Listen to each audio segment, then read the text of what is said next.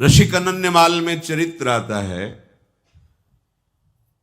गुरुदेव ने कहा संत सेवा से तुम्हें भगवान मिल जाएंगे। प्रारंभ की संत सेवा कैसे करें, पद्धति भी बता दी थी। संतों को साक्षात भगवान का स्वरूप मानो, जब आए उनका चरणामृत उतारो, प्रणाम करो, आरती पूजा करो, भोग प्रसाद जैसे भगवान को ऐसे उनको पवाओ, उनके प्रति भगवत भाव रखो। एक दिन संतों के स्वामी स्वयं आ जाएंगे। ऐसा ही वो करने लगे।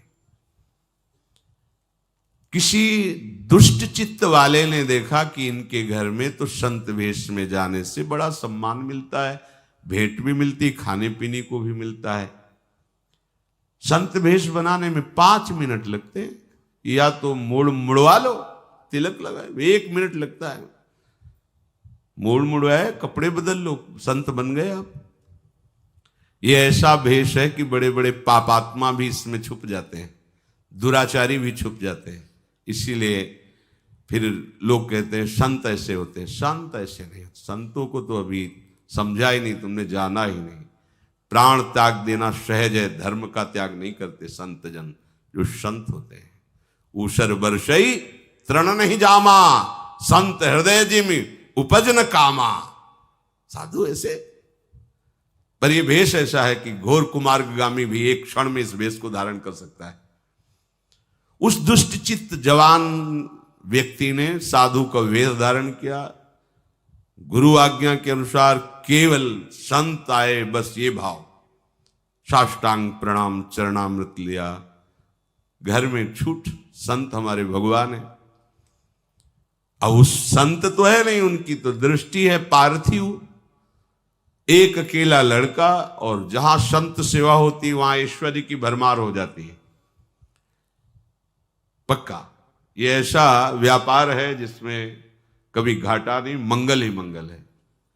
कहीं भी जहां संत सेवा प्रारंभ हुई, ऐश्वर्य वहां चरणों में लौटने लगता है, क्योंकि भगवान के दासों की सेवा भगवान को अधीन करने वाली होती है।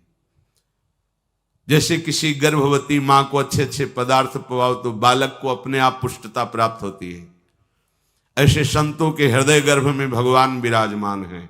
संतों के मुख से जब आप जो भोजन पवाते हैं तो पुष्ट भगवान होते हैं।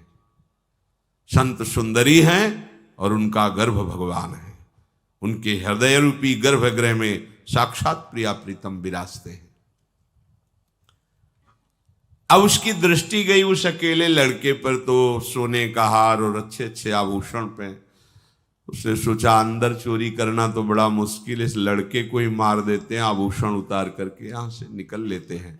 क्योंकि साधु तो था नहीं, 2-4 दिन खूब खीर पुआ पाए।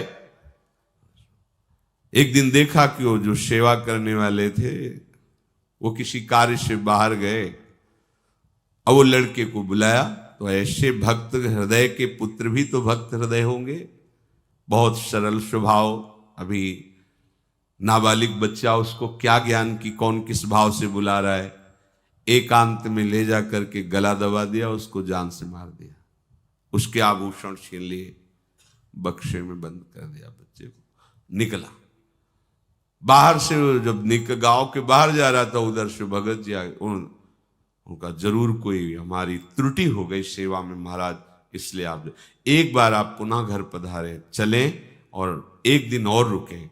अगर कोई हमसे गलती हो गई हो तो क्षमा करें, जरूर कोई सेवा में त्रुटि हो गई, हमारी पत्नी ने या किसी सेवक ने ऐसा कोई, प्रभु मुझे क्षमा। उनके तो होश उड़े, क्योंकि वो हत्या करके आ रहे, वो साधु है ही नहीं, केवल वेश धारण किए। अब कुछ बोल नहीं पा रहे, वापस जाना ही पड़ा, क्योंकि भक्त में ऐसी सामर्थ्य होती है। उसकी श्रद्धा का तुम दुरुपयोग करो तो तुम अपने आप जलोगे, तुम्हें कोई बर्फ शीतल नहीं कर सकती। ध्यान रखना, अगर सच्चे संतों की आज्ञा का उल्लंघन करोगे तो त्रिभुवन में कहीं भाग के चले जाओ, जलन से नहीं बच सकते, और ये जलन तुम्हारा नाश कर देगी। आए, बैठे। महाराज क्या त्रुटि हो गई थी, आप क्यों जा रहे थे? रो पड़े हो। देखो संत का प्रभाव, उस भक्त की साधुता। उन्होंने कहा मैं संत नहीं हूं, मैं बहुत दुष्ट हूं, नीच हूं। उसका हृदय विकल हो गया, मैं कितना नीच और कितना बिल्कुल साधु नहीं हूं। अभी अभी वेश बनाया 2-4 दिन पहले केवल खाने पीने के लिए, मैं बहुत नीच पापी हूं। भगवान मेरी परीक्षा मत लीजिए, आप मेरे भगवान हैं, संत हैं। नहीं हूं संत, तुम्हारे बच्चे को मार डाला देखो बक्से में, और ये सोना लेके भाग रहा। यह है साधुता का प्रभाव। उस भक्त का प्रभाव अपने आप उसको छुपाने नहीं दे रहा। मुझे दंड दीजिए, मैं नीच हूं। बक्सा खोला, देखा हाँ बालक, उठा के बालक चरणों पे, भगवान परीक्षा मत लीजिए, मेरा बालक है ही नहीं तो आपका है, मेरा क्या है, मैं तो केवल गुरु आज्ञा पर यहां सेवक रूप से रहता हूं। ये घर गुरुदेव का, परिवार गुरुदेव का, ये आप सब संतों का है।